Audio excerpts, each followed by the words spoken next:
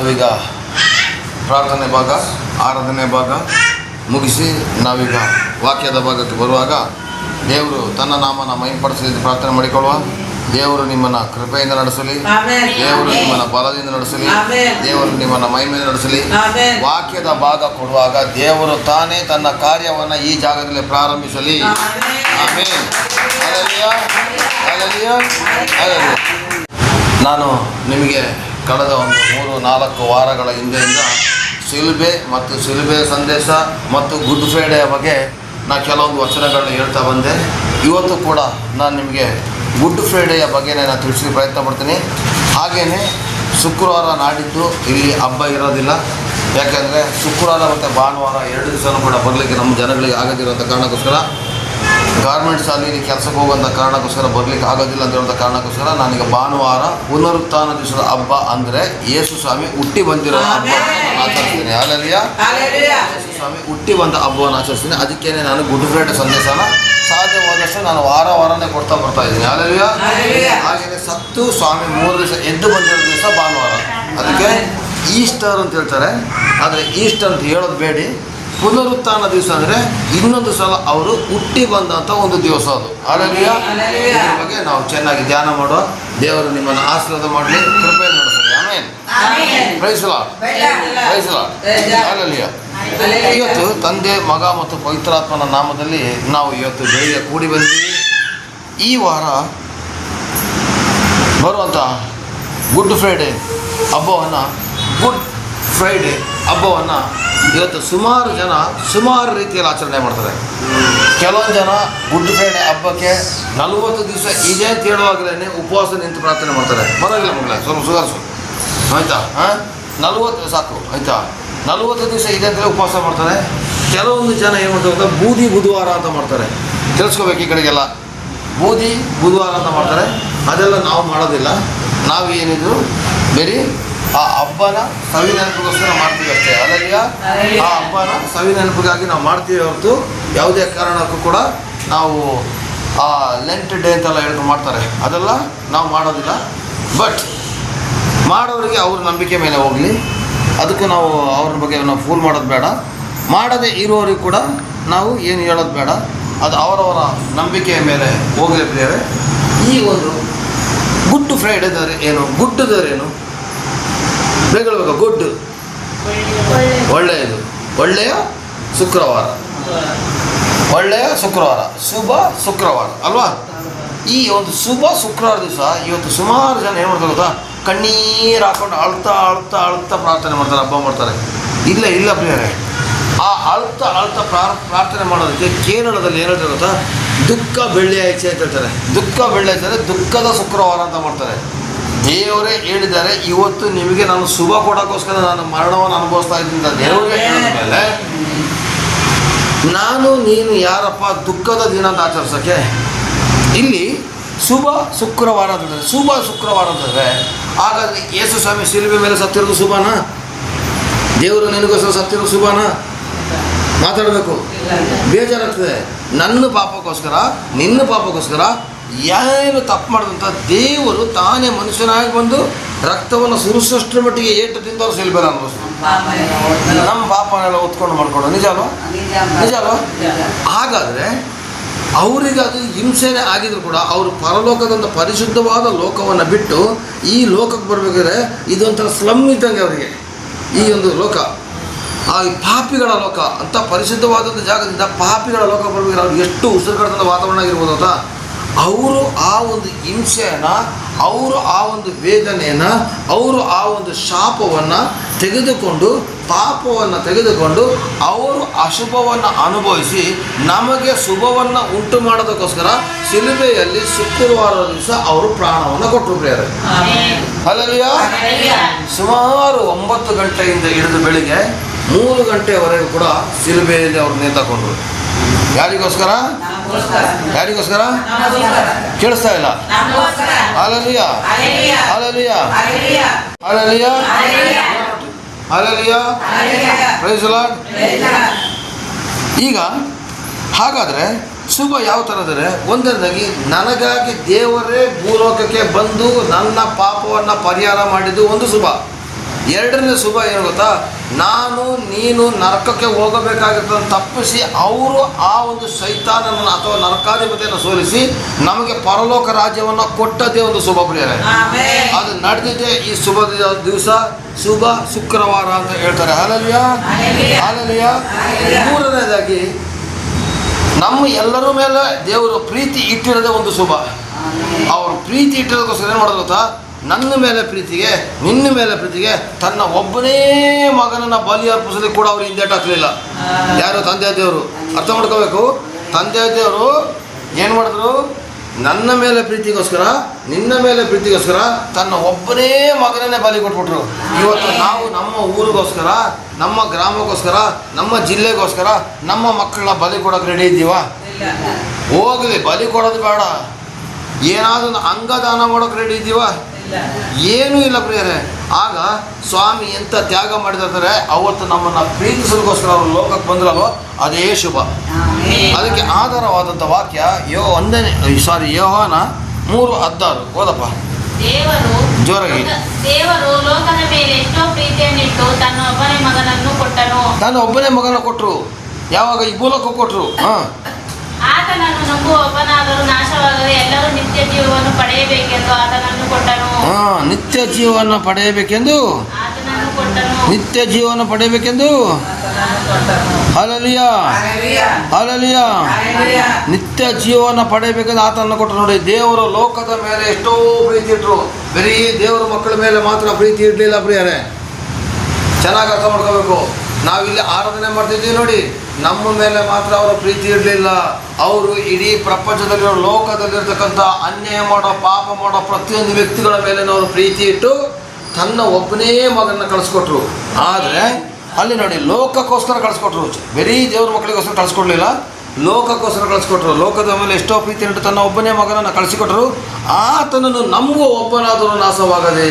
ಹಾಗಾದರೆ ಲೋಕಕ್ಕೆ ಕಳಿಸ್ಕೊಟ್ಟಿದ್ದು ನಿಜ, ಆದರೆ ಆ ಲೋಕದಲ್ಲಿ ಇರತಕ್ಕಂಥ ವ್ಯಕ್ತಿಗಳು ತನ್ನ ಪಾಪವನ್ನು ಬಿಟ್ಟು ಯಾವಾಗ ಯೇಸುವೇ ರಕ್ಷಕ, ಒಡೆಯ, ನನಗೋಸ್ಕರ ಸಾಯಕ್ಕೇನೆ ಬಂದಿದ್ದಾರೆ, ನನ್ನ ಪಾಪನ ಬಿಡಿಸೋಕ್ಕೋಸ್ಕರನೇ ಬಂದಿದ್ದಾರೆ, ನನಗೆ ವಿಮೋಚನೆ ಕೊಡ್ಲಿಕ್ಕೆ ಬಂದಿದ್ದಾರೆ ಅಂತ ಯಾರೆಲ್ಲ ನಂಬ್ತಿರೋ ಅವರಿಗೆ ಮಾತ್ರ ನಿತ್ಯ ಜೀವ.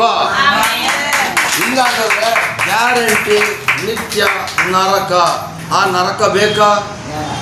ನಿತ್ಯ ಬೇಕಾ? ನೋಡಿ, ನಿತ್ಯ ಜೀವ. ನೋಡಿ, ಆತನನ್ನು ನಂಬುವ ಒಬ್ಬರು. ಯಾಕೆಂದರೆ ಹಾಗಾದರೆ ನಮಗೆ ಸ್ವರ್ಗ ಇಲ್ಲೋ ಅಂತ ಬೇರೆಯವ್ರು ಕೇಳ್ಬೋದು. ನಾನು ಅವರಿಗೆ ಸ್ವರ್ಗ ಇದೆಯೋ ಸ್ವರ್ಗ ಇಲ್ಲೋ ನಾನು ಹೇಳೋದಿಲ್ಲ. ಆದರೆ ನಮ್ಮ ಬೈಬಲ್ ಹೇಳ್ತದೆ, ಒಬ್ಬ ಮನುಷ್ಯನ ಪಾಪಕ್ಕೋಸ್ಕರ ಪ್ರಾಣಿಗಳನ್ನು ಬಲಿ ಕೊಡ್ತಾಯಿದ್ರು. ಆ ಪ್ರಾಣಿಗಳನ್ನ ಬಲಿ ಕೊಟ್ಟು ಏನು ಪ್ರಯೋಜನ ಇಲ್ಲ. ನಾನು ಮಾಡಿರೋ ಪಾಪಕ್ಕೆ ಯಾವುದೋ ಒಂದು ಮೂಕ ಪ್ರಾಣಿನ ಬಲಿ ಕೊಟ್ಟ ಮಾತ್ರ ಪರಿಹಾರ ಅಲ್ಲ. ನಾನು ಮಾಡಿರೋ ಪಾಪಕ್ಕೆ ಎಲ್ಲೋ ನೀರಲ್ಲಿ ಮುಳುಗಿ ಎದ್ದು ಬಿಟ್ರೆ ಪರಿಹಾರ ಅಲ್ಲ. ನಾನು ಮಾಡಿರೋ ಪಾಪಕ್ಕೆ ಅನ್ನದಾನ ಮಾಡೋದು ಪರಿಹಾರ ಅಲ್ಲ. ನಾನು ಮಾಡಿರೋ ಪಾಪಕ್ಕೆ, ಮನುಷ್ಯ ಮಾಡಿರೋ ಪಾಪನ ಮನುಷ್ಯನ ರಕ್ತದಿಂದಲೇ ತೊಳಿಬೇಕಾಗಿತ್ತು. ಅದಕ್ಕೆ ದೇವರ ವಾಕ್ಯದಲ್ಲೇ ಬರೆದಿದೆ, ರಕ್ತಧಾರೆ ಇಲ್ಲದೆ ಪಾಪ ಪರಿಹಾರವಿಲ್ಲ ಅಂತೇಳಿ. ಹಾಗೆಯೇ ಎಲ್ಲ ಗ್ರಂಥಗಳಲ್ಲೂ ಕೂಡ ಬರೆದಿದೆ, ರಕ್ತ ಪ್ರೋಕ್ಷಣಂ ಪಾಪ ಪರಿಹಾರಂ ಅಂತೇಳಿ. ರಕ್ತ ಪ್ರೋಷಣೆ ಇರದೆ ಪಾಪ ಪರಿಹಾರ ಇಲ್ಲ. ರಕ್ತ ಪ್ರೋಕ್ಷಣಂ ಪಾಪ ಪರಿಹಾರಂ ಅಂದರೆ ಬರ್ತಿದೆ. ಯಾಕಂತ ನಾನು ಬ್ರಾಹ್ಮಣ ಆಗಿರೋ ಕಾರಣಕ್ಕೋಸ್ಕರ ನನಗೆ ಇದ್ರ ಬಗ್ಗೆ ಸ್ವಲ್ಪ ಗೊತ್ತಿದೆ. ಅರ್ಥ ಆಗ್ತಾ ಇದೆಯಾ ನಿಮಗೆ? ಈ ರಕ್ತ ಪ್ರೋಕ್ಷಣೆ ಇಲ್ಲದೆ ಪಾಪ ಪರಿಹಾರ ಇಲ್ಲ. ಹಾಗಾದರೆ ಯಾವುದು ರಕ್ತ ಕೊಡ್ತೀರಾ? ಪ್ರಾಣಿಗಳ ರಕ್ತ ಕೊಟ್ಟರೆ ಪ್ರಯೋಜನ ಇದೆಯಾ?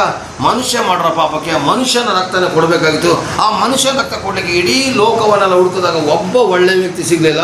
ಅದಕ್ಕೆ ದೇವರೇ ತನ್ನ ಬಾಯಿಯ ಮಾತಿಗೆ ಜೀವವನ್ನು ಕೊಟ್ಟು ಅವ್ರನ್ನ ಮನುಷ್ಯರಾಗಿ ಕಳಿಸಿ 33 ವರ್ಷ ಇಲ್ಲಿ ಇದ್ದು ಕೊನೆಗೆ ಯಾರ್ಯಾರು ಯೇಸು ಸ್ವಾಮಿನ ನಂಬ್ತಾರೋ ಆ ವ್ಯಕ್ತಿಗಳ ಪಾಪನ ಅವರು ಶಿಲುಬೆ ಮೇಲೆ ಪರಿಹಾರ ಮಾಡಿದಂಥ ದಿವಸನೇ ಆ ಶುಭ ಶುಕ್ರವಾರ ಅಥವಾ ಗುಡ್ ಫ್ರೈಡೆ ಹಬ್ಬ ದಿವಸ.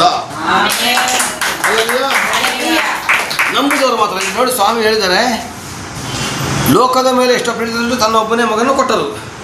ಆತನನ್ನು ನಂಬುವ ಒಬ್ಬನಾದರೂ ನಾಶವಾಗದೆ. ಹಾಗಾದರೆ ಯಾರು ನಂಬ್ತಿರೋ ಅವರಿಗೆ ನಾಶನ ಇಲ್ಲ. ಯಾರು ನಂಬ್ತಿರೋ ಅವರಿಗೆ ನಾಶನ ಇಲ್ಲ. ನಂಬೋದಿಲ್ವಾ? ಗ್ಯಾರಂಟಿ ನಾಶನ ಇದೆ. ಹಲ್ಲೆಲೂಯಾ. ನಮ್ಮ ಬೈಬಲ್ ಚೆನ್ನಾಗಿ ಪ್ರತಿಪಾದನೆ ಮಾಡ್ತದೆ, ನೀನು ನಂಬಿದ್ರೆ ಮಾತ್ರ ನಿನ್ನ ನಿತ್ಯ ಜೀವ, ಇಲ್ಲಾಂದ್ರೆ ನಿತ್ಯ ನರಕ ಗ್ಯಾರಂಟಿ. ನೋಡಿ, ಅಲ್ಲಿ ಬರೆದಿದೆ 17 ವಾಕ್ಯದಪ್ಪ. ದೇವರು ತನ್ನ ಮಗನ ಮುಖಾಂತರ ಲೋಕಕ್ಕೆ ರಕ್ಷಣೆಯಾಗಬೇಕೆಂದು ಆತನು ಕಳಿಸಿಕೊಟ್ಟನು. ನೀವು ಮಾಡೋದಕ್ಕೆ ಯೇಸು ಸ್ವಾಮಿ ಕಳಿಸಲಿಲ್ಲ. ಹಲೋ, ನಾವು ಮಾಡಿರೋ ಪಾಪಕ್ಕೆ ಶಿಕ್ಷೆ ಆಗ್ಬೇಕಾನೆ. ಶಿಕ್ಷೆ ಕೊಡೋಕ್ಕೋಸ್ಕರ ಯೇಸು ಸ್ವಾಮಿನ ಕಳಿಸಲಿಲ್ಲ, ರಕ್ಷಣೆ ಕೊಡೋಕ್ಕೋಸ್ಕರ ಯೇಸು ಸ್ವಾಮಿನ ಕಳಿಸಿದ್ರು. Hallelujah, praise the Lord, praise the Lord, hallelujah. ಹಾಗಾದ್ರೆ ಪ್ರಿಯರೇ, ನೋಡಿ 17ನೇ ವಾಕ್ಯದಲ್ಲಿ ಮಗಳಿಗೆ ಓದಲು ದೇವರು ತನ್ನ ಮಗನ ಮುಖಾಂತರ ಲೋಕಕ್ಕೆ ರಕ್ಷಣೆ ಆಗಬೇಕೆಂದು ಕಳಿಸಿಕೊಟ್ಟರೆ ಹೊರತು ತೀರ್ಪು ಮಾಡದೆ ಕಳಿಸ್ಕೊಡ್ಲಿಲ್ಲ. ಹಾಗಾದ್ರೆ ಯೇಸು ಸ್ವಾಮಿನ ಕಳಿಸ್ಕೊಟ್ಟಿದ್ದು ನನ್ನ ಮೇಲೆ ನಿನ್ನ ಮೇಲೆ ಪಾಪ ಮಾಡಿದ್ದೀನಿ ಅಂತ ಕೊಟ್ಟು ತೀರ್ಪು ಮಾಡೋಕ್ಕೋಸ್ಕರ ಅಲ್ಲ, ಶಿಕ್ಷೆ ಕೊಡೋಕ್ಕೋಸ್ಕರ ಅಲ್ಲ, ನನಗೂ ನಿನಗೂ ತನ್ನ ಸ್ವಂತ ರಕ್ತವನ್ನು ಕೊಟ್ಟು ರಕ್ಷಣೆ ಮಾಡೋದಕ್ಕೋಸ್ಕರ ಅವ್ರನ್ನ ಕಳಿಸ್ಕೊಟ್ರು ಪ್ರಿಯರೇ. ಅದೇ ದಿವಸ ಶುಭ ಶುಕ್ರವಾರ. ಹಲ್ಲೆಲೂಯಾ. ಸುಮಾರು ಜನ ಬೋಧಕರು ಹೇಳ್ತಾರೆ ಯೇಸು ಸ್ವಾಮಿ ಶಿಲ್ಪೆ ಮೇಲೆ ಮಾತಾಡಿದ 7 ಮಾತುಗಳ ಬಗ್ಗೆ ಹೇಳ್ತಾರೆ. ನಾನು ಕೂಡ ಅದ್ರ ಬಗ್ಗೆ ವಾಕ್ಯ ಕೊಟ್ಟಿದ್ದೆ. ಶಿಲ್ಪೆ ಮೇಲೆ ಅವರು ನೋವು ಅನುಭವಿಸಿದ ನೋವುಗಳ ಬಗ್ಗೆ ಹೇಳ್ತಾರೆ. ಅಯ್ಯೋ ಹಿಂಗೇನೇ ನೋವು ಅನುಭವಿಸೋದು ತಗೊಂಡು ಕೆಲವು ಜನ ವಿವರಿಸಿ ವಿವರಿಸಿ ವಿವರಿಸಿ ವಿವರಿಸಿ ಕಣ್ಣಲ್ಲಿ ನೀರು ಬರೋಂಗೆ ಹೇಳ್ತಾರೆ. ಕೆಲವು ಜನ ಹೇಳ್ತಾರೆ ಆ ಮುಳ್ಳಿನ ಕಿರೀಟ ಅಮ್ಕಿದಾಗ ರಕ್ತ ಹೊರಗಡೆ ಬಂತದ್ದೆಲ್ಲ ಹೇಳ್ತಾರೆ. ಆ ಬೋಧನೆ ನಮ್ಗೆ ಕೊಟ್ಟು ಸಾಕಾಗಿದೆ. ಯೂಟ್ಯೂಬಲ್ಲೆಲ್ಲ ಒಳ್ಳೊಳ್ಳೆ ಬೋಧಕರು ಕೊಡ್ತಾರೆ. ಇವತ್ತು ಆ ಬೋಧನೆ ಬೇಡ, ಸ್ವಲ್ಪ ಬೇರೆ ಕಡೆ ಬೋಧನೆಗೆ ಬರೋಣ. ಯೇಸು ಸ್ವಾಮಿ ಶಿಕ್ಷೆ ಅನುಭವಿಸಿದ್ದು ಎಲ್ರಿಗೂ ಗೊತ್ತಿದೆ. ಆದರೆ ಯಾಕೆ ಶಿಕ್ಷೆ ಅನುಭವಿಸಿದ್ರು ಗೊತ್ತಾಗಬೇಕಲ್ವ? ಅದಕ್ಕೇ ನಾನು ಇವತ್ತು ವಾಕ್ಯ ಕೊಡ್ತಾ ಇರೋದು. ಅವರು ಯಾಕೆ ಶಿಕ್ಷೆ ಅನುಭವಿಸಿದ್ರು ಗೊತ್ತಾ? ಶಿಕ್ಷೆ ಅನುಭವಿಸಿದ್ರ ಬಗ್ಗೆ ಎಲ್ಲ ಸೇವಕರು ವಾಕ್ಯ ಕೊಡ್ತಾರೆ. ಅದು ಈ ಸಲ ಬೇಡ, ಈ ಸಲ ಬೇಕಾಗಿರೋದೇನು ಗೊತ್ತಾ? ಯಾಕೆ ಶಿಕ್ಷೆ ಅನುಭವಿಸಿದ್ರು? ನನಗೋಸ್ಕರ, ನಿನಗೋಸ್ಕರ. ಹಲ್ಲೆಲೂಯಾ. ನನಗೋಸ್ಕರ, ನಿನಗೋಸ್ಕರ ಪ್ರಿಯರೇ. Praise the Lord. Hallelujah, hallelujah. ಇದನ್ನು ನೀವು ನಂಬಿದ್ರೆ ಮಾತ್ರ ನಿತ್ಯ ಜೀವ. ರೋಮಪುರ 10ನೇ ಅಧ್ಯಾಯ 9-10. ರೋಮಪುರ 10ನೇ ಅಧ್ಯಾಯ 9ನೇ ವಾಕ್ಯ ಮತ್ತು 10ನೇ ವಾಕ್ಯ. ಹೃದಯದಿಂದ ಅದೇನೆಂದರೆ 9ರ ಅದೇನೆಂದರೆ ನೀವು ಯೇಸುವನ್ನೇ ಕರ್ತನೆಂದು ಬಾಯಿಯಿಂದ ಅರಿಕೆ ಮಾಡಿಕೊಂಡು ದೇವರು ಆತನನ್ನು ಸತ್ತವರೊಳಗಿಂದ ಎಬ್ಬಿಸನೆಂದು ಹೃದಯದಿಂದ ನಂಬಿದರೆ ನಿನಗೆ ರಕ್ಷಣೆಯಾಗುವುದು. ಇಲ್ಲ, ರಕ್ಷಣೆ ಇಲ್ಲ. ದೇವ್ರ ಮಕ್ಕಳೇ, ನಾನು ನಿಮ್ಮನ್ನ ಕೇಳ್ತಾ ಇದ್ದೀನಿ. ದೇವ್ರ ಮಕ್ಕಳಾಗಿ ತುಂಬ ಜನ ಇಲ್ಲಿ ಬಂದಿರ್ಬೋದು. ಆದರೆ ಸ್ವಾಮಿ ಹೇಳ್ತಾರೆ, ಬಂದು ಇಲ್ಲಿ ಕೂತಿರೋರಿಗೆ ಎಲ್ರಿಗೂ ಕೂಡ ರಕ್ಷಣೆ ಇಲ್ಲ. ರಕ್ಷಣೆ ಯಾರಿಗೆ ಗೊತ್ತಾ? ಅದೇನೆಂದರೆ ನೀನು ಯೇಸುವನ್ನು ಕರ್ತನೆಂದು ಬಾಯಿಂದ ಅರ್ಕೆ ಮಾಡ್ಕೋಬೇಕು. ದೇವರ ಆತನನ್ನು ಸತ್ತವರೊಳಗಿಂದ ಎಬ್ಬಿಸಿದನೆಂದು ಹೃದಯದಿಂದ ನಂಬಿದ ರಕ್ಷಣೆ. ಸುಮಾರು ಜನ ಬಾಯಿಂದ ನಂಬ್ತಾ ಇದ್ದಾರೆ, ತಲೆಯಿಂದ ನಂಬ್ತಾ ಇದ್ದಾರೆ, ಹೃದಯದಿಂದ ನಂಬ್ತಾ ಇಲ್ಲ. ಹೃದಯದಲ್ಲಿ ಇನ್ನೂ ಡೌಟೇ, ಹೃದಯದಲ್ಲಿ ಇನ್ನೂ ಡೌಟು. ಅವ್ರು ಸ್ವಾಮಿ ಹೇಳ್ತಾರೆ, ನಿನ್ನ ತಲೆಯಿಂದ ನಂಬೇಡ, ನಿನ್ನ ಬಾಯಿಂದ ನಂಬೇಡ, ನಿನ್ನ ದೇಹದಿಂದ ನಂಬೇಡ, ಆತ್ಮನ ಫಲಗಳನ್ನು ಸೇಕರಿಸಿ ಕೊಟ್ಟಿರತಕ್ಕಂಥ ನಿನ್ನ ಹೃದಯದಿಂದ ನಂಬಿದರೆ ಮಾತ್ರ ನಿನಗೆ ಜೀವ. ನೋಡಿ ಸ್ವಾಮಿ ಚೆನ್ನಾಗಿ ಹೇಳ್ತಾರೆ, ಅದೇನೆಂದರೆ ನೀನು ಯೇಸುವನ್ನೇ ಕರ್ತನೆಂದು ಬಾಯಿಂದ ಅರ್ಕೆ ಮಾಡಬೇಕು. ಅಪ್ಪ ಯೇಸುವೆ, ನೀನೇ ಕರ್ತನು, ನೀನೇ ರಕ್ಷಕ, ನೀನೇ ಒಡೆ ಅಂತ ಬಾಯಿ ಹೇಳ್ತಾ ಹೋಗ್ರಿ. ಬರುವಾಗ ಹೇಳ್ಕೊಬನ್ನಿ, ಹೋಗುವಾಗ ಹೇಳ್ಕೊಬನ್ನಿ, ನಿಂತ್ಕೊಳ್ಳುವಾಗ ಹೇಳ್ಕೊಬನ್ನಿ, ಕೂತ್ಕೊಳ್ಳೋ ಹೇಳ್ಕೊಬನ್ನಿ. ನಿಮ್ಮ ಶರೀರದಲ್ಲಿ ಇರತಕ್ಕಂಥ ಕೆಟ್ಟ ಕಾರ್ಯಗಳು ಎಂದಿದ್ರೆ ಯೇಸು ನಾಮ ಹೇಳ್ತಾ ಇದ್ದಾಗನೇ ಬಿಡುಗಡೆ ಆಗುತ್ತೆ. ಶಿಲುಬೆಯ ಮರಣಕ್ಕೆ ಅಷ್ಟು ಶಕ್ತಿ ಇದೆ. ಅವರು ಸುರಿಸಿದ ರಕ್ತದಿಂದಲೇ ನಮಗೆ ಜಯ ಇತ್ತು. ಅದಕ್ಕೆ ನಾವು ಆರಾಧನೆ ಮಾಡ್ತೀವಿ. ರಕ್ತ ಕೋಟೆಯೊಳಗೆ ನಾ ಬಂದಿರುವೆ, ನನಗೇನು ಭಯವಿಲ್ಲ, ಯಾವ ಕೇಡು ಬಳಿ ಬರದು.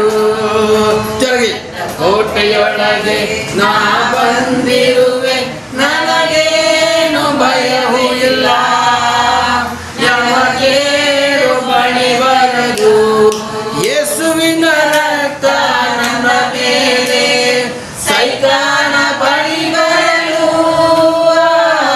ಯೇಸುವಿನ ರಕ್ತ ನನ್ನ ಮೇಲೆ, ಸೈತಾನ ಬಳಿ ಬರಲು. ಶಿಲುಬೆಯ ಮೇಲೆ ಬಲಿಯಾದ ಪಾಪವ ಜಯಿಸಿರುವ ಯೇಸು, ಶಿಲುಬೆಯ ಮೇಲೆ ಬಲಿಯಾದ ಪಾಪವ ಜಯಿಸಿರುವ. ಸಾಕು ನೋಡಿ, ಇವತ್ತು ನಾವು ಯೇಸುವಿನ ರಕ್ತ ಸುರಿಸಿರುವ ಆ ರಕ್ತದ ಕೋಟೆ ಒಳಗಡೆ ನಾವಿದ್ದೀವಿ. ಈ ರಕ್ತದ ಕೋಟೆನ ಮುಟ್ಟಿ ದಾಟಿ ಬರಲಿಕ್ಕೆ ಯಾವ ಸೈತಾನ ಶಕ್ತಿಗೆ ಆಗೋದಿಲ್ಲ. ರಕ್ತ ಕೋಟೆ ಒಳಗಡೆ ನಾವು ಬಂದಿರುವೆ, ನನಗೇನು ಭಯ ಇಲ್ಲ. ಇವತ್ತು ಚರ್ಚಿಗೆ ಬಂದವ್ರಿಗೆ ಎಲ್ರಿಗೂ ಭಯ ಇದೆ. ಆದರೆ ಯೇಸು ರಕ್ತದ ಕೋಟೆ ಒಳಗಡೆ ಬಂದವರಿಗೆ ಭಯ ಇಲ್ಲ. ಹೆಂಗ್ ಗೊತ್ತಾಯ್ತು? ಆ ಕಡೆ ಯೇಸು ಬೇಕು, ಈ ಕಡೆ ಅದು ಬೇಕು, ಈ ಕಡೆ ಇದು ಬೇಕು, ಅದು ಬೇಕು, ಇದು ಬೇಕು, ಡಂಕಣಕ ಅಂದೇಳಿ ಮನೆಗೆ ಏನಾಗ್ತದೆ? ಅಷ್ಟೇ ಆಗೋದು. Praise Lord. ಯೇಸುವಿನ ರಕ್ತದ ಕೋಟೆ ಒಳಗಡೆ ಬಂದರೆ ನಿಮ್ಮನ್ನು ಸೈತಾನಿಗೆ ಮುಟ್ಲಿಕ್ಕೆ ಸಾಧ್ಯ ಇಲ್ಲ. ಯಾಕೆಂದ್ರೆ ನಿನ್ನ ನಾಲಿಗೆಯಲ್ಲಿ ಯೇಸು ರಕ್ತ ಇದೆ, ನಿನ್ನ ಬಾಯಲ್ಲಿ ಯೇಸು ನಾಮ ಇದೆ, ನಿನ್ನ ಶರೀರದ ಮೇಲೆ ಯೇಸು ರಕ್ತದ ಪ್ರೋಕ್ಷಣೆ ಆಗಿದೆ. ನೀನು ಯೇಸು ರಕ್ತನ ಸುರ್ಕೋಬೇಕು ಅಂತ ಹೇಳ್ತಾ ಇಲ್ಲ, ಬಾಯಲ್ಲಿ ಪ್ರಾರ್ಥನೆ ಮಾಡು. ಅಪ್ಪ ಕರ್ತನೆ, ನಿನ್ನ ಯೇಸುವೇ ನಿನ್ನ ರಕ್ತದಿಂದ ನನ್ನನ್ನು ಅಭಿಷೇಕಿಸುವ ಸ್ವಾಮಿ ಅಂತ ಬಾಯಲ್ಲಿ ಹೇಳಿ ತಕ್ಷಣ ನಿಮಗೆ ಬೆಳಿಗ್ಗೆ ನಿಮ್ಮ ರಕ್ತ ಪ್ರೋಕ್ಷಣೆ ಆಗ್ತದೆ, ನಿಮಗೆ ಬಿಡುಗಡೆ ಅಂತ ಹೇಳ್ತೀರ. ಯೇಸುವಿನ ರಕ್ತದಿಂದ ನಮಗೆ ಜಯ, ಯೇಸುವಿನ ರಕ್ತದಿಂದ ಜಯ. ಹಲ್ಲೆಲೂಯಾ. ಈಗ ಪುನಃ ಇನ್ನೊಂದ್ಸಲ 9ನೇ ವಾಕ್ಯ ಓದಪ್ಪ. 10ನೇ ಅಧ್ಯಾಯ 9ನೇ ವಾಕ್ಯ ಓದಿ. ಅದೇನೆಂದರೆ ನೀನು ಯೇಸುವನ್ನೇ ಕರ್ತನೆಂದು ಬಾಯಿಂದ ಅರಿಕೆ ಮಾಡಿಕೊಂಡು ದೇವರು ಆತನನ್ನು ಸತ್ತವರೊಳಗಿಂದ ಎಬ್ಬಿಸನೆಂದು ಹೃದಯದಿಂದ ನಂಬಿದರೆ ನಿನಗೆ ರಕ್ಷಣೆ ಆಗುವುದು. ಇವತ್ತು ನಂಬಕ್ಕೆ ದೊಡ್ಡ ರೋಗ. ಹೃದಯದಿಂದ ನಂಬಬೇಕು. ನೀನು ನಂಬಿದ್ರೆ ನನಗೆ ರಕ್ಷಣೆ. ನೆಕ್ಸ್ಟ್ 10ನೇ ವಾಕ್ಯ. ಹೃದಯದಿಂದ ನಂಬುವುದರ ಮೂಲಕ ನೀತಿಯು ದೊರಕುತ್ತದೆ, ಬಾಯಿಯಿಂದ ಅರಿಕೆ ಮಾಡುವುದರ ಮೂಲಕ ರಕ್ಷಣೆಯಾಗುತ್ತದೆ. ನೀನು ಬಾಯಿಂದ ಹೇಳಲಿಲ್ಲ, ನಿನಗೆ ರಕ್ಷಣೆ ಇಲ್ಲ. ಕೂತ್ಕೊಂಡಾಗ ಒಂದು ಆಮೇಲೆ ಹೇಳಕ್ಕಾಗೋದಿಲ್ಲ ಅಂದರೆ ರಕ್ಷಣೆ ಇಲ್ಲ. ಸ್ತೋತ್ರ ಹೇಳಕ್ಕಾಗೋದಿಲ್ಲ ಅಂದ್ರೆ ರಕ್ಷಣೆ ಇಲ್ಲ. ಆರಾಧನೆ ಒಂದು ಕೂತ್ಕೊಳ್ಳೋಕ್ಕಾಗೋದಿಲ್ಲ ಅಂದ್ರೆ ರಕ್ಷಣೆ ಇಲ್ಲ. ನೀನು ಬಾಯಿಂದ ಏನು ಹೇಳಿಲ್ವ, ನೀನು ಹಂಗೇನೇ ಕೂತಿದ್ರೆ ನಿನ್ನ ಬಾಯಿ ಗಬ್ಬು ವಾಸನೆ ಬರ್ತದೆ ಅಷ್ಟೇ. Hallelujah, hallelujah. ನೀನು ಬಾಯಿಂದಾನೇ ಅರ್ಕೆ ಮಾಡಬೇಕು. ನೀನು ಕಾಸು ಕೊಟ್ಬಿಟ್ಟು ಅರ್ಕೆ ಮಾಡೋದು ಬೇಡ. ನಾನು ಇಷ್ಟು ಕೊಡ್ತೀನಿ ಅಷ್ಟು ಕೊಡ್ತೀನಿ ಕಾಸು ಕೊಟ್ಟು ಅರ್ಕೆ ಮಾಡಬೇಡ. ನೀನು ಬಾಯಿಂದ ಅರ್ಕೆ ಮಾಡು. ನನ್ನ ಯೇಸು ಸ್ವಾಮಿ ನನಗೋಸ್ಕರ ಸಾಯಲಿಕ್ಕೇನೆ ಬಂದರು, ಅವರು ನನಗೋಸ್ಕರ ಸತ್ತು 3 ದಿವಸ ತಂದೆಯಾದ ದೇವರು ಎಬ್ಬಿಸಿದ್ರು ಅಂತ ನೀವು ನಂಬಿದ್ರೆ ತಕ್ಷಣ ನಿಮಗೆ ರಕ್ಷಣೆ, ನಿತ್ಯ ಜೀವ. ಇನ್ನೇನು ನೀವು ಸರ್ಕಸ್ ಮಾಡಬೇಕಾಗಿಲ್ಲ, ದೇವರನ್ನ ನಂಬಿಸೋಕ್ಕೋಸ್ಕರ ಅಷ್ಟು ದೊಡ್ಡ ಪೂಜೆ, ಇಷ್ಟು ದೊಡ್ಡ ಪೂಜೆ ಮಾಡಿಸ್ಬೇಕಾಗಿಲ್ಲ. ಬರೀ ಬಾಯಿಂದ ಹೇಳಿ ನಿಮಗೆ ರಕ್ಷಣೆ. ಅದಕ್ಕೆ ಆಧಾರವಾದ ವಾಕ್ಯ 10ನೇ ಅಧ್ಯಾಯ 13ನೇ ವಾಕ್ಯ ಓದಿ. ಕರ್ತನ ನಾಮವನ್ನು ಹೇಳಿಕೊಳ್ಳುವವರೆಲ್ಲರಿಗೂ ರಕ್ಷಣೆಯಾಗುವುದೆಂದು ಬರೆಯುತ್ತದೆ. ಕರ್ತನ ನಾಮವನ್ನು ಹೇಳಿಕೊಳ್ಳೋರಿಗೆಲ್ರಿಗೂ ರಕ್ಷಣೆ. ಹಲ್ಲೆಲೂಯಾ. ನೀವು ಯೇಸು ನಾಮ ಹೇಳ್ತಾ ಬನ್ರಿ, ನಿಮ್ಮ ಕುಟುಂಬದಲ್ಲಿ ಸಾಲದ ಬಂಧನದಿಂದ ರಕ್ಷಣೆ, ಮಾಟ ಮಂತ್ರದ ಬಂಧನದಿಂದ ರಕ್ಷಣೆ, ರೋಗ ಪೀಡೆ ಪಿಶಾಚಿಗಳ ಶಕ್ತಿಗಳಿಂದ ರಕ್ಷಣೆ. ನಿನ್ನ ಒಳಗಡೆ ರಹಸ್ಯ ಪಾಪಗಳು ಇದ್ರೂ ಕೂಡ ಯೇಸುವೇ ನನಗಿಂತ ರಹಸ್ಯ ಪಾಪ ನಿನಗೆ ಬಿಡಿಸಿ ಕೊಡುವಂತ ಬಾಯಲ್ಲಿ ಹೇಳಿ ಆ ಪಾಪದಿಂದ ನಿನಗೆ ಬಿಡಿಸಿ ರಕ್ಷಣೆ ಕೊಡ್ತಾರೆ. ಆ ಪಾಪದಿಂದ ನಿನಗೆ ಕೇಳ್ಬೇಕು, ಬಾಯಲ್ಲಿ ಬಿಡಿಸಿ ರಕ್ಷಣೆ ಕೊಡ್ತಾರೆ. ಆ ಪಾಪದಿಂದ ನಿನಗೆ ಕೇಳಿಸ್ತಾ ಇಲ್ಲ, ಆ ಪಾಪದಿಂದ ನಿನಗೆ. ಹಾಗಾದ್ರೆ ಮತ್ತಾಯ 1:23 ತೆಗೀರಿ. ನಿಮಗೆ ಪಾಪದಿಂದ ಬಿಡಿಸಿ ರಕ್ಷಣೆ ಕೊಡ್ತಾರಾ ಇಲ್ಲೋ ಅಂತ ನಾವು ನೋಡೋಣ. ಹಲ್ಲೆಲೂಯಾ. ಆ ಶಿಲುಬೆಗೆ ಏರಿದೆ ನಿನಗೆ ರಕ್ಷಣೆ ಕೊಡೋಕ್ಕೋಸ್ಕರ. ಹಲ್ಲೆಲೂಯಾ. ನೆಕ್ಸ್ಟ್ ಓದಪ್ಪ.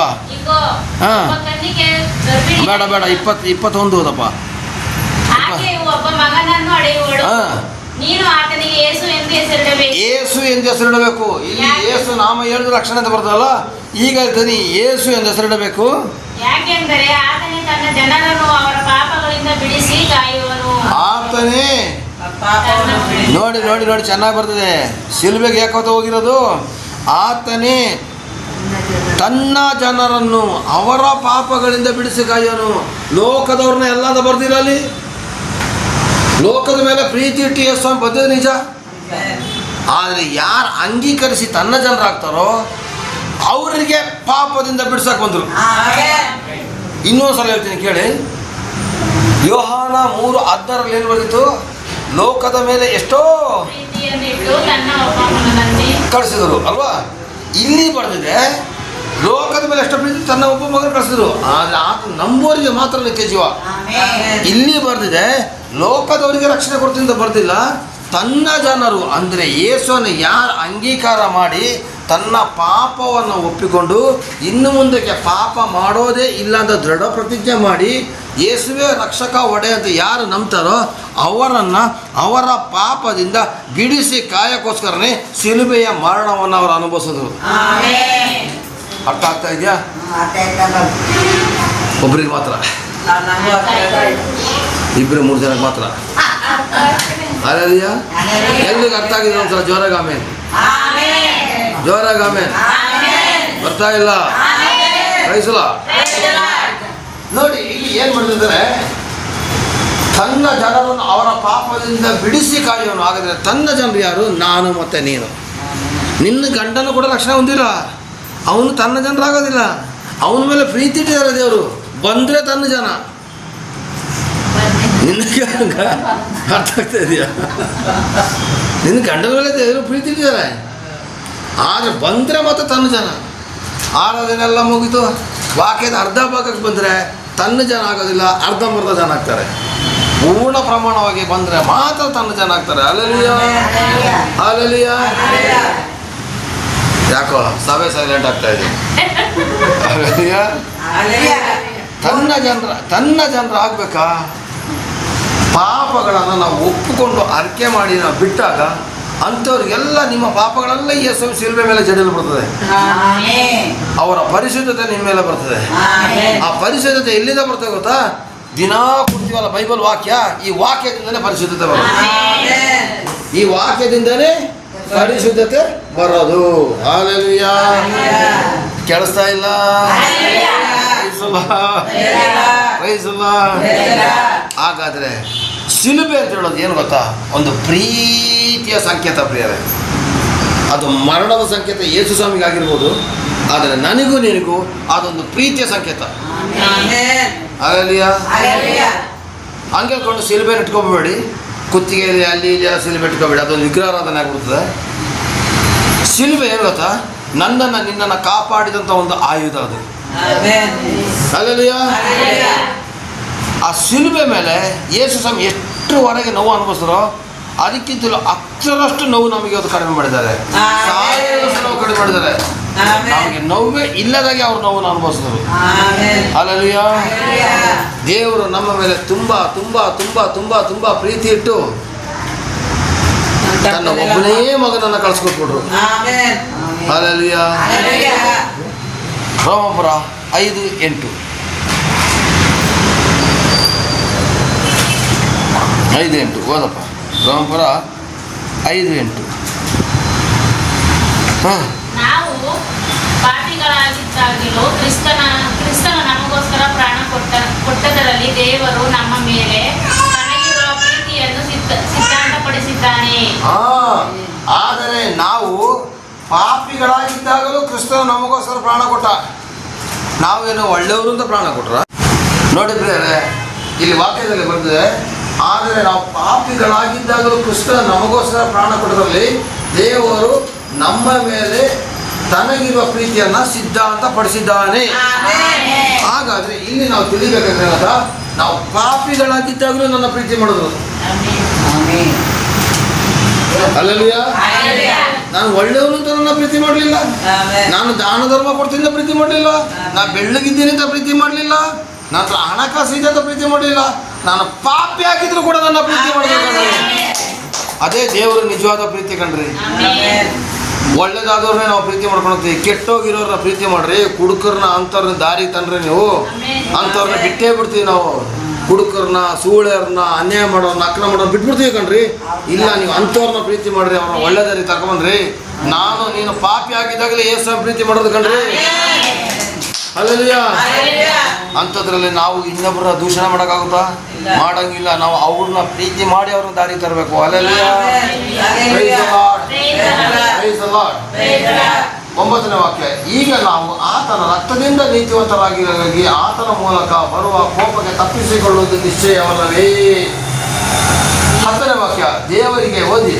ದೇವರಿಗೆ ವೈರಿಗಳಾಗಿದ್ದ ನಾವು ಆತನ ಮಗನ ಮರಣದ ಮೂಲಕ ಆತನೊಂದಿಗೆ ಸಮಾಧಾನವಾಗಿರಲಾಗಿ ಆತನ ಕೂಡ ಸಮಾಧಾನವಾದ ನಮಗೆ ಆ ಮಗನಿಗಿರುವ ಜೀವದಿಂದ ರಕ್ಷಣೆಯಾಗುವುದು ಮತ್ತು ನಿಶ್ಚಯವಲ್ಲವೇ?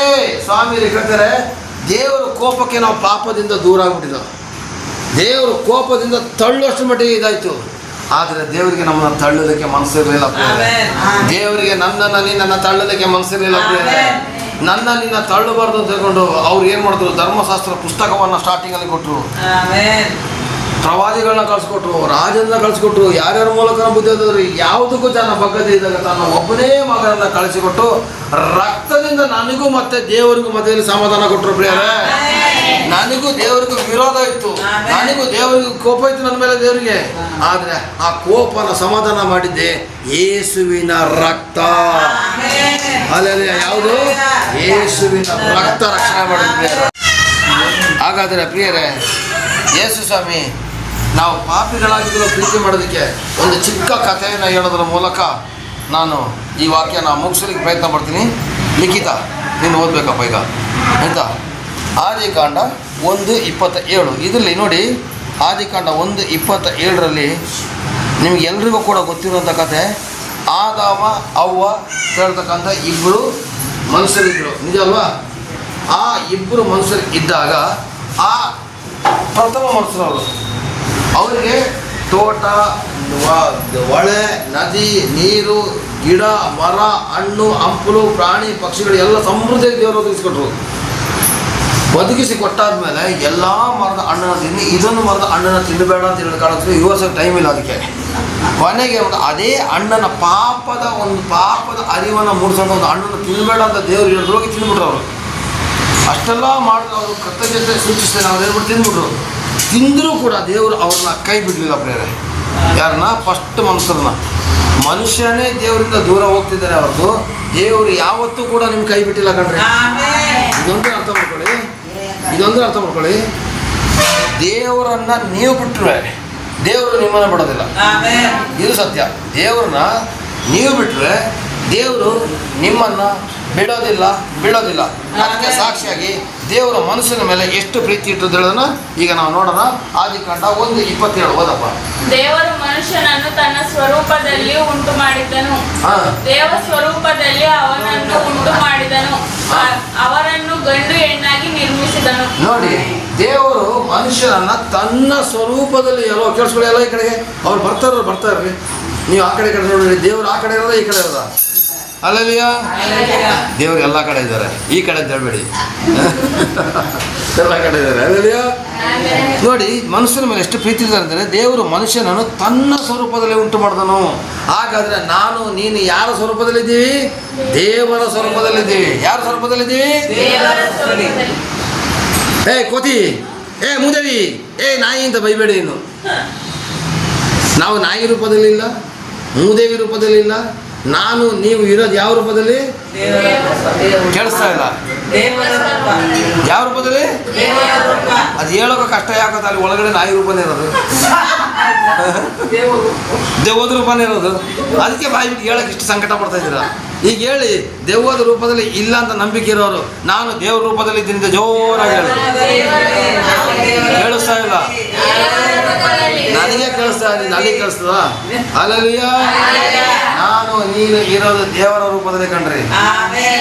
ನನಗೋಸ್ಕರ ನಿನಗೋಸ್ಕರ ಅವರು ಶಿಲುಬೆ ಮಾಡೋ ಅನುಭವಿಸಲು ಹೊರತು ಪ್ರಾಣಿ ಪಕ್ಷಿಗಳಿಗೋಸ್ಕರ ಅವರು ಅನುಭವಿಸಲಿಲ್ಲ, ಗಿಡ ಮರಗಳಿಗೋಸ್ಕರ ಅನುಭವಿಸಲಿಲ್ಲ.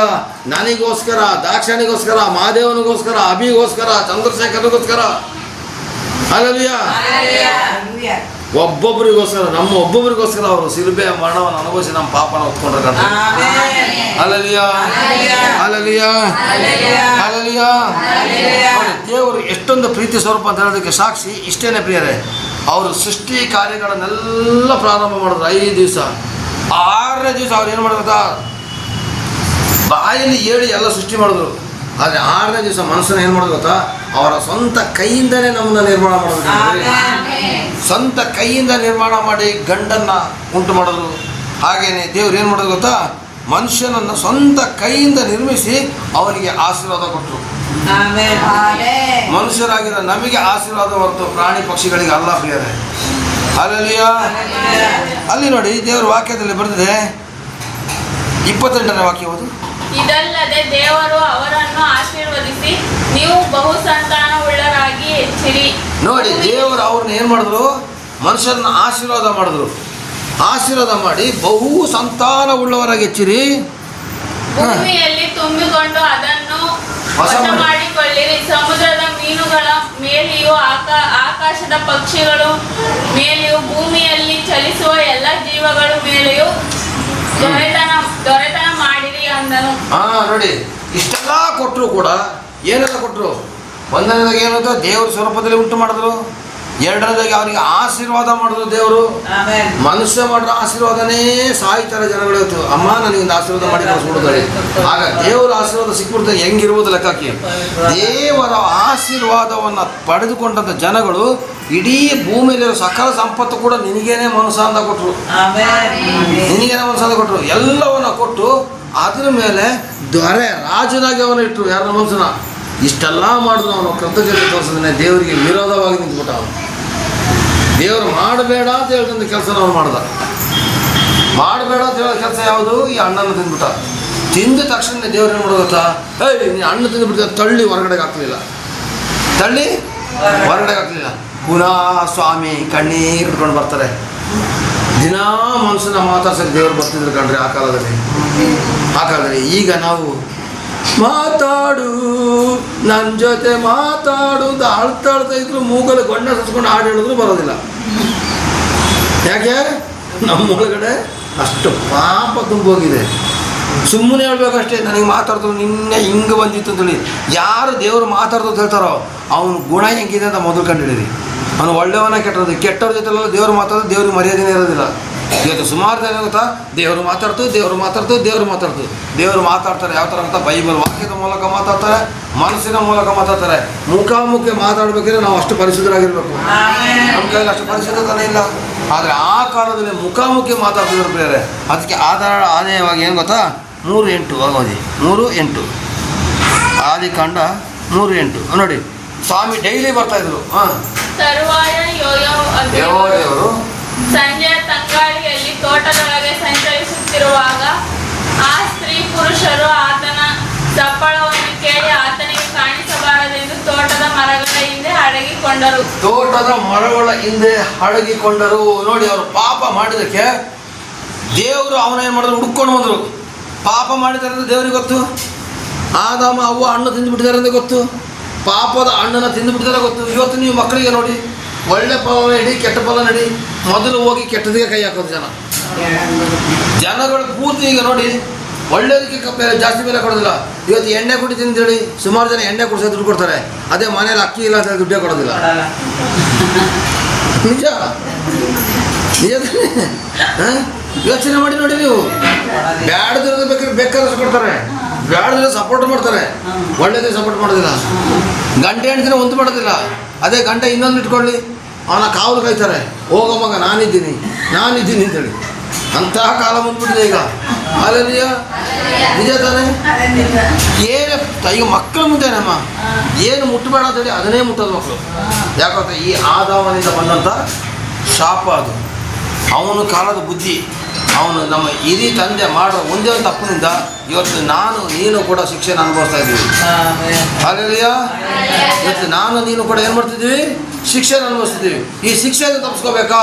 ಯೇಸು ನಾಮ ಒಂದೇ ದಾರಿ. ಅಲ್ಲರಿಯ ಯಾವ ದಾರಿ? ಯೇಸು ನಾಮ ಒಂದೇ ದಾರಿ. ಆಮೇನ್. Praise the Lord. ಗಮನಿಸಿ ಪ್ರಿಯರೇ, ಸಂಜೆ ತಂಗಾಳಿಯಲ್ಲಿ ತೋಟದೊಳಗೆ ಸಂಚರಿಸಿರುವಾಗ ದೇವರು ಆಗ ದಿನಾ ಆದಾಮ ಅವರಿಗೆ ಕೊಟ್ಟಂಥ ತೋಟದಲ್ಲಿ ಸಂಚಾರ ಮಾಡ್ತಾಯಿದ್ರು. ಅವರು ಸಂಚಾರ ಎಲ್ಲ ಈ ಕಡೆ ಬನ್ನಿ, ಎಲ್ಲ ಗಮನಿಸಿ. ಅವರು ಸಂಚಾರ ಮಾಡ್ತಿದ್ರು. ದಿನಾ ಸಂಚಾರ ಮಾಡ್ತಿದ್ದಾಗ ನಾನು ನಂಬ್ತೀನಿ ಆದಾಮ ಓಡೋಗ್ಬಿಟ್ಟು ದೇವರೇ ಅಂತ ಕರಿತಿರ್ಲಿಲ್ಲ, ಅಪ್ಪ ಅಂತ ತಪ್ಕೊಂಡಿದ್ದಿರ್ಬೋದು. ದೇವರು ಮಡ್ಲ ಮೇಲೆ ಮಲಗಿರ್ಬೋದು, ದೇವ್ರನ್ನ ಮುದ್ದಾಡಿರ್ಬೋದು. ಆದರೆ ಅದೇ ಆದಾಮ ದೇವರಿಗೆ ಕಾಣಿಸ್ಬಾರ್ದಂಥ ತೋಟದ ಮಳೆಯಲ್ಲಿ ಅಡ್ಕೊಂಡ. ಯಾಕೆ ಅಡ್ಕೊಂಡ ಗೊತ್ತಾ? ಅವನು ಮಾಡಿರೋ ಪಾಪ ಅವನಿಗೆ ಚುಚ್ಚಾಯಿತು ಬೇರೆ. ಅವತ್ತು ಧರ್ಮಶಾಸ್ತ್ರ ಪುಸ್ತಕ ಇರಲಿಲ್ಲ, ಬೈಬಲ್ ಪುಸ್ತಕ ಇರಲಿಲ್ಲ, ಬೋಧಕರು ಇರಲಿಲ್ಲ. ಆದರೆ ಅವನಿಗೆ ಆಗಲೇ ಗೊತ್ತಾಗ್ತಿತ್ತು ಪಾಪದ ಅರಿವು. ಏನು ಗೊತ್ತಾ? ಇಂಥೆಲ್ಲ ಒಳ್ಳೇದು ಮಾಡ್ದ ದೇವರಿಗೆ, ಅವ್ರ ಮಾತ್ರ ಕೇಳಿದ ದ್ರೋಹ ಮಾಡ್ಬಿಟ್ನಲ್ಲ ಅಂತೇಳಿ ದೇವರಿಗೆ ಕಾಣದಂಗೆ ಅವನೇ ಹೊತ್ಕೊಂಡ. ಯಾರು ಹೊತ್ಕೊಂಡ? ಆದಾಮ.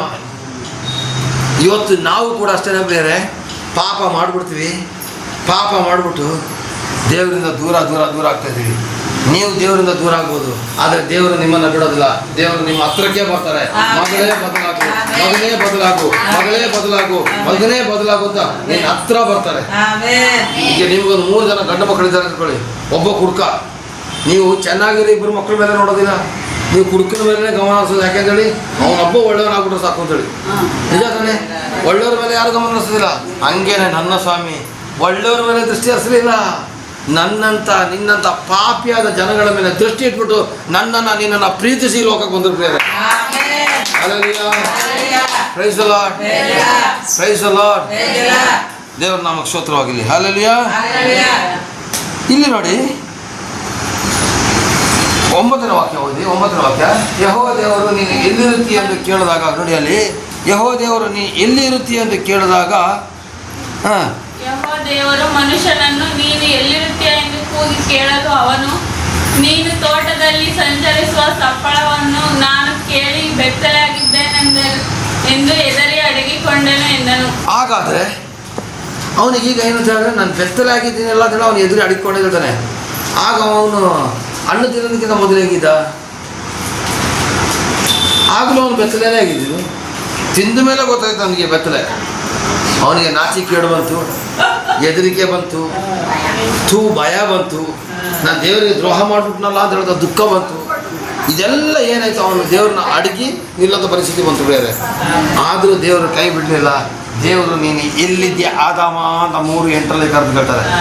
ಏನು ಮಗಳೇ ಮಂಗಳ ನೀನು ಎಲ್ಲಿದ್ಯಾ? ಶ್ವೇತಾ ಇನ್ನೂ ಅಡಿಗೆ ಮನೆ ಏನು ಮಾಡ್ತಾ ಇದ್ಯಾ? 11:30 ಆರಾಧನೆ ಆಯಿತು, ಬೇಗ ಬಾ ಅಂತ ಕರೀತಾರೆ. ಶ್ವೇತಾ ಎಲ್ಲಿದ್ಯಾ? ದಾಕ್ಷಾಯಣಿ ಮಹಾದೇವ ಯಾಕಪ್ಪ 12 ಗಂಟೆ ಮೇಲೆ ಬರ್ತೀರಾ, ಬೇಗ ಬಾಪ ಅಂತ ಏಸಪ್ಪ ಕರಿತಿದ್ದಾರೆ. ನೀವು ಮಾತ್ರ ಓ ಅಂತ ಹೇಳ್ತಾನೇ ಇಲ್ಲ. ಹಲ್ಲೆಲೂಯಾ. ನೀವು ಮಾತ್ರ ಏನು ಓ ಅಂತ ಹೇಳ್ತಾ ಇಲ್ಲ. ಹಲ್ಲೆಲೂಯಾ. ದೇವರಿಗೆ ತುಂಬ ದುಃಖ ಆಗ್ತದೆ ಇಷ್ಟು ಲೇಟಾಗಿ ಬಂದರೆ. ಇಷ್ಟು ಲೇಟಾಗಿ ಬಂದರೆ ದೇವರಿಗೆ ದುಃಖ ಆಗ್ತದೆ. ನೀವು ಬರೋ ಟೈಮಲ್ಲಿ ಬರಬೇಕು. ಒಬ್ಬ ಮಿನಿಸ್ಟ್ರ್ ಬರ್ತಾನೆ ಅಂತಂದರೆ ನಾವು ಊರಿಗಿಂತ ಮುಂಚೆನೇ ನಿಂತಿರ್ತೀವಿ. 2,000 ರೂಪಾಯಿ ಬ್ಯಾಂಕಲ್ಲಿ ಕೈಗೆ ಕೊಡ್ತಾರೆ ಅಂತ ಆಗಿದ್ರೆ ಎಷ್ಟು ಜನ ಕ್ಯೂ ನಿಲ್ತಿದ್ರು? ಅಕೌಂಟಿಗೆ ಬೀಳ್ತಾರೆ ಪರವಾಗಿಲ್ಲ, ಬ್ಯಾಂಕಲ್ಲೇ ಕೈಗೆ ಕೊಡ್ತಾರೆ ಅಂದರೆ ಎಷ್ಟು ಜನ ಕ್ಯೂ ನಿಲ್ತಿದ್ರು ಲೆಕ್ಕ ಹಾಕಿ. ಮಿಸ್ ಮಾಡಿದ್ರೆ ಹೋಗ್ತಾ ಇದ್ರು ತಾನೆ. ಅದೇ ಆರಾಧನೆಗೆ ಬರುವಾಗ ಯಾಕೆ ಎಷ್ಟು ತಡ ಮಾಡ್ತೀರಾ? ಪ್ರಾರ್ಥನೆಗೆ ಬರುವಾಗ ಯಾಕೆ ತಡ ಮಾಡ್ತೀರಾ? ದೇವರ ಸ್ವರ ಅರ್ಧ ಸೈತಾನ ಕದ್ದಿರ್ತಾನೆ. ನಿಮಗೆ ಅರ್ಧ ಇಡ್ಲಿ ಮಾತ್ರ ಸಿಗ್ತಾ ಇರೋದು, ಪೂರ್ತಿ ಇಡ್ಲಿ ಸಿಗ್ತಾ ಇಲ್ಲ. ನೀವು ಅರ್ಧ ಇಡ್ಲಿ ತಿಂದರೆ ಗ್ಯಾಸ್ಟ್ರಿಕ್ಕು, ಹೊಟ್ಟೆ ತುಂಬ ತಿಂದ್ರೆ ಗ್ಯಾಸ್ಟ್ರಿಕ್ ಬರೋದಿಲ್ಲ. ಯಾವಾಗ ಸರಿಯಾಗಿ ತಿನ್ನೋದಿಲ್ವ ಗ್ಯಾಸ್ಟ್ರಿಕ್ಕು. ಇಲ್ಲಿಗೆ ಬಂದಾಗ ಆಶೀರ್ವಾದನು ಗ್ಯಾಸ್ಟ್ರಿಕ್ಕೆ. ನಾನೇನು ಮಾಡೋಕ್ಕಾಗಿಲ್ಲ. ಪೂರ್ಣ ಪ್ರಮಾಣದ ಆಶೀರ್ವಾದ ಬೇಕಾ? ಆರಾಧನೆ ಸಮಯಕ್ಕೆ ಬನ್ನಿ. ಆಯ್ತು, ಇರಲಿ, ವಾಕ್ಯಕ್ಕೆ ಹೋಗೋಣ. Praise Lord, praise Lord, praise Lord. ಇಷ್ಟೆಲ್ಲ ಮಾಡಿದ್ರು ಕೂಡ ಆದಾಮ ಇಷ್ಟೆಲ್ಲ ಮಾಡಿದಾಗ ಬೆತ್ತಲಾಗಿದ್ದಾಗ ಅಲ್ಲಿ ಅರ್ಥ ಇರುತ್ತಾ? ಅವನು ನೀತಿವಂತಿಗೆ ಬಟ್ಟೆ ಹಾಕಿದ್ದ, ದೇವರದೊಂದು ಗುಣಗಳ ಬಟ್ಟೆ ಹಾಕಿದ್ದ. ಯಾವಾಗ ಅವನು ಪಾಪ ಮಾಡಿದ್ನೋ ಅವನ ಹೊಲಸು ಮೈ ಅವನಿಗೆ ಕಾಣಲಿಕ್ಕೆ ಸ್ಟಾರ್ಟ್ ಆಯಿತು. ಹೊಲಸು ಮೈ ಕಾಣಲಿಕ್ಕೆ ಸ್ಟಾರ್ಟ್ ಆಯಿತು. ಈ ಪಾಪ ಏನಾಯ್ತು ಹಿಂಗೇನೇ ಕಂಟಿನ್ಯೂ ಆಗ್ತಾ ಆಗ್ತಾ ಆಗ್ತಾ ಈ ಥರ ಕಂಟಿನ್ಯೂ ಆಗ್ತಾ ಆಗ್ತಾ ರೋಮಪುರ 5:12 ಈಗ ಈ ವಿಷಯ ಹೇಗೆಂದರೆ, ಒಬ್ಬ ಮನುಷ್ಯನಿಂದಲೇ ಪಾಪವು, ಪಾಪದಿಂದ ಮರಣವು ಲೋಕದೊಳಗೆ ಸೇರಿದವು. ಎಲ್ಲರೂ ಪಾಪ ಮಾಡಿದ್ದರಿಂದ ಮರಣವು ಹೀಗೆ ಎಲ್ಲರಲ್ಲಿಯೂ ವ್ಯಾಪಿಸಿತು. ನೋಡಿ ಇಲ್ಲಿ ಈ ವಿಷಯ ಹೇಗೆಂದರೆ, ಒಬ್ಬ ಮನುಷ್ಯ ಅವನು ಒಬ್ಬ ಮನುಷ್ಯ ಮಾಡಿರೋ ಪಾಪದಿಂದ ಪಾಪ ಲೋಕದ ಒಳಗಡೆ ಸೇರ್ಬಿಡ್ತು. ಎಲ್ಲಿಗೂ ಸೇರ್ಬಿಡ್ತು? ಲೋಕದ ಒಳಗಡೆ. ಅದಕ್ಕೇನೆ ಲೋಕದ ಮೇಲೆ ಎಷ್ಟೋ ಪ್ರೀತಿಯನ್ನಿಟ್ಟು ನಮ್ಮ ಯೇಸು ಬಂದಿರೋದು. ಅರ್ಥ ಆಗ್ತಿದೆಯಾ? ಲೋಕದ ಮೇಲೆ ಎಷ್ಟೋ ಪ್ರೀತಿಯನ್ನಿಟ್ಟು ತನ್ನ ಒಬ್ಬನೇ ಮಗನ ಕಳಿಸಿದಾರಲ್ಲ, ಇದೇ ಕಾರಣಕ್ಕೋಸ್ಕರ ಲೋಕದೊಳಗಡೆ ಪಾಪ ಎಲ್ಲ ಸೇರ್ಕೊಂಡ್ಬಿಡ್ತಂತೆ. ಒಂದು ಚಿಕ್ಕ ಗಾಯ ಹುಣ್ಣಾಗಿ ಕ್ಯಾನ್ಸರ್ ಆಗಿ ಇಡೀ ಮೈ ಮೇಲೆ ಬಂದಂಗೆ. ಅಲ್ಲಲ್ಲಿಯಾ ಒಂದೇ ಒಂದು ಪಾಪ ಇವತ್ತು ಕೂಡ ಅವನು ಮಾಡಿರೋ ಪಾಪ ಇವತ್ತು ಬಾಧಿಸ್ತಾ ಇದೆ, ಇವತ್ತು ಬಾಧಿಸ್ತಿದೆ ಪ್ರೇರೆ. ನಾನೇನಾದರೂ ಸತ್ತು ಸ್ವರ್ಗಕ್ಕೆ ಹೋದರೆ ಫಸ್ಟ್ ಏಸಪ್ಪನ ಕಂಡುಬಿಟ್ಟು ಆಶೀರ್ವಾದ ತಗೊಂಡು, ಏನಪ್ಪ ನಿನ್ನ ಆಸೆ ಅಂದರೆ ಫಸ್ಟ್ ನನಗೆ ಆದಾಮನ ನೋಡ್ಬೇಕು ಅಂತ ಹೇಳ್ತೀನಿ. ಯಾಕೆ ಅಂತ ಕೇಳಿದ್ರೆ, ಇಷ್ಟೆಲ್ಲ ಕೊಟ್ಟ ಮೇಲೆ ನೀನು ಯಾಕಪ್ಪ ಹಣ್ಣು ತಿಂದ್ಬಿಟ್ಟು ನಮ್ಮನ್ನೆಲ್ಲ ನೀನು ಈ ಥರ ಗುಂಡಿಗೆ ಬಿಡಿಸೋದು ಅಂತ ಹೇಳ್ತೀನಿ. ಎಷ್ಟು ಜನ ಕೆಳಗಡೆ ಒದ್ದಾಡ್ತಿದ್ರೆ ನೋಡು ನಿನ್ನಿಂದ ಅಂತೇಳಿ. ನರಕದಲ್ಲಿ ಒದ್ದಾಡೋಕ್ಕೆ ಕಾರಣ ನೀನೇ ಅಲ್ವಪ್ಪ ಅಂತ ಕೇಳ್ತೀನಿ. ಅಷ್ಟೊಂದು ಜನ ಪಾಪ ಮಾಡಿ ಹೋಗ್ಲಿಕ್ಕೆ ನೀನಲ್ವ ಕಾರಣ ಅಂತ ಕೇಳ್ತೀನಿ. ಆದಾಮನ ಫಸ್ಟ್ ನಾನು ದೇವ್ರ ಕೈಯಿಂದ ಆಶೀರ್ವಾದ ತಗೊಂಡು ಫಸ್ಟ್ ಕಾಣೋದು ನಾನು ಆದಾಮನ. ನೀವು ಯಾರನ್ನ ಕಾಣ್ತೀರೋ ನನಗೆ ಗೊತ್ತಿಲ್ಲ. ಅಲ್ಲಲ್ಲಿ ಗ್ಯಾರಂಟಿ ಹೋಗಿ ಕೇಳ್ತೀನಿ. ಯಾಕಂದ್ರೆ ಅವನು ಒಬ್ಬನಿಂದ ಇಡೀ ಲೋಕಕ್ಕೆ ಪಾಪ ಬಂತು. ಈಗ ಈ ಪಾಪ ಪರಿಹಾರಕ್ಕೆ ಏನು ಮಾಡೋದು? ಪಾಪ ಪರಿಹಾರಕ್ಕೆ ಏನು ಮಾಡೋದು? ಏನು ಮಾಡಲಿಕ್ಕಾಗಲಿಲ್ಲ. ತನ್ನ ಒಬ್ಬನೇ ಮಗನನ್ನು ಕಳಿಸಲೇಬೇಕಾಯಿತು. ಒಬ್ಬನೇ ಮಗನ ಕಳಿಸಬೇಕಾಗಿತ್ತು. ಯಾಕಂದ್ರೆ ಲೋಕದಲ್ಲಿ ಯಾರೂ ಪರಿಶುದ್ಧರು ಇಲ್ಲದೇ ಇರತಕ್ಕಂಥ ಕಾರಣಕ್ಕೋಸ್ಕರ ರೋಮಪುರ 3:23 ಬರ್ತಿದೆ ನೋಡಿ. ಏನಂತ? ರೋಮಪುರ 3:23 ತೆಗೀರಿ, ಮುಗಿಸ್ಬಿಡೋಣ. ಎಲ್ಲರೂ ಪಾಪ ಮಾಡಿ ದೇವರ ಮಹಿಮೆಯನ್ನ ಹೊಂದದೆ ಹಾ ಎಲ್ಲರೂ ಪಾಪ ಮಾಡಿ ದೇವರ ಮಹಿಮೆಯನ್ನು ಹೊಂದದೆ ಹೋಗಿದ್ದಾರೆ. 25. ಅವರು ನೀತಿ 25 ಹಾ ಈಗ ಈತನು ತನ್ನ ರಕ್ತವನ್ನು ಸುರಿಸಿ ನಂಬಿಕೆ ಇದ್ದವರಿಗಾಗಿ ಕೃಪಾಧಾರವಾಗಬೇಕೆಂದು ದೇವರು ಈತನನ್ನು ಮುಂದಿಟ್ಟನು. ಈತ ತನ್ನ ರಕ್ತವನ್ನು ಸುರಿಸಿ ನಂಬಿಕೆ ಇದ್ದವರಿಗೆ ಮಾತ್ರ ಕೃಪೆ, ಲೋಕದವರಿಗಲ್ಲ. ಅದಕ್ಕೇನೆ ಮತ್ತಾಯ 1:21 ಹೇಳಿದೆ, ತನ್ನ ಜನರನ್ನು ಅಂತ ಬರೆದಿದೆ.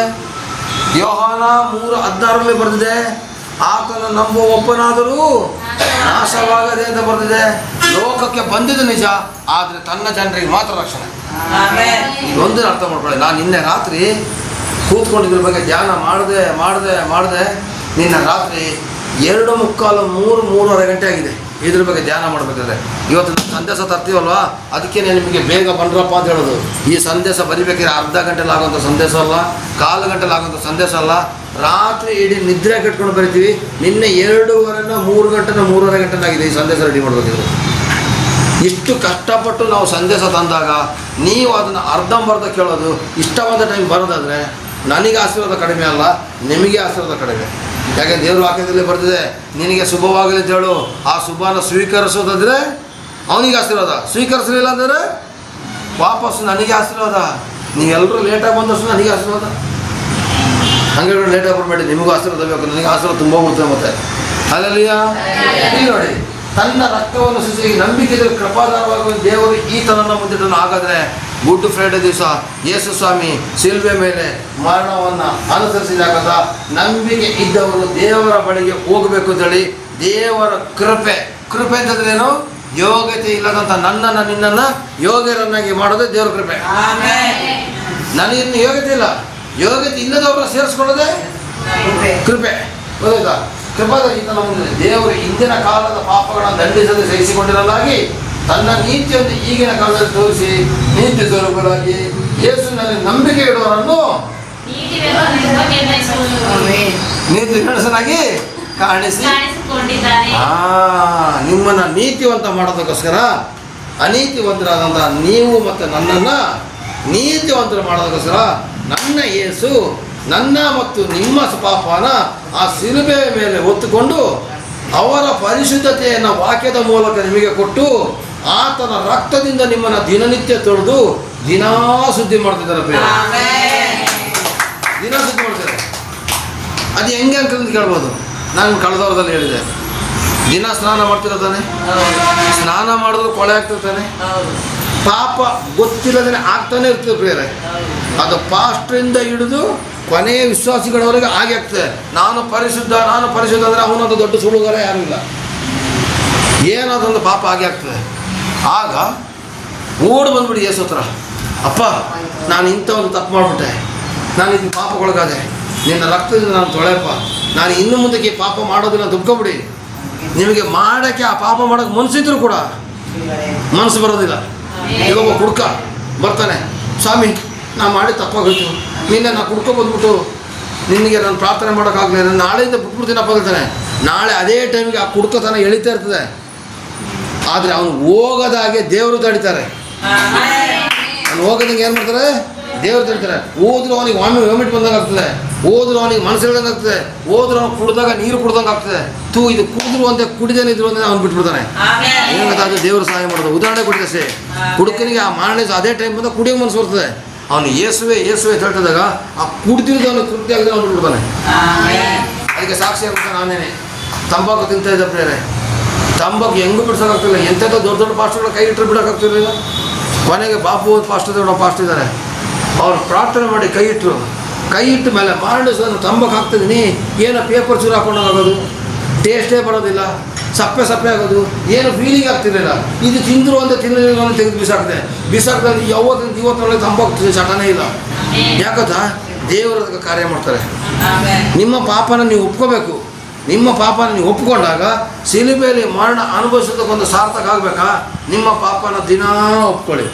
ನನ್ನದು ಕೂಡ ಬೆಳಿಗ್ಗೆ ಎದ್ದ ತಕ್ಷಣ ಏನು ಮಾಡಬೇಕು? ನಮ್ಮ ಪಾಪನ ನಾವು ಒಪ್ಕೋಬೇಕು. ಸ್ವಾಮಿ ನಾನು ನಿನ್ನೆ ಇಡೀ ಮಾಡಿದಂಥ ಪಾಪನ ಕ್ಷಮಿಸಪ್ಪ. ರಾತ್ರಿ ಮಲಗುವಾಗ ಕೇಳಿ, ಅಪ್ಪ ಕರ್ತಾಧಿಕರ್ತನೆ, ರಾಜಾಧಿರಾಜನೇ, ಮೃತ್ಯುಂಜಯನೇ, ಮರಣವನ್ನು ಗೆದ್ದೇವರೇ, ನಾನು ಇಷ್ಟವರೆಗೆ ನಾನು ಮಾಡಿದಂಥ ಎಲ್ಲ ಪಾಪಗಳನ್ನ ನಿನ್ನಷ್ಟಕ್ಕೆ ಒಪ್ಪಿಸ್ತೀನಿ ಸ್ವಾಮಿ, ನಿನ್ನಷ್ಟಕ್ಕೆ ಒಪ್ಪಿಸ್ತೀನಿ ಸ್ವಾಮಿ. ನನ್ನನ್ನು ಶುದ್ಧೀಕರಣ ಮಾಡಪ್ಪ, ನಾನು ತಪ್ಪು ಮಾಡಿದ್ರೆ ನನ್ನ ಕ್ಷಮಿಸಪ್ಪ, ನನ್ನ ಶುದ್ಧೀಕರಣ ಮಾಡು.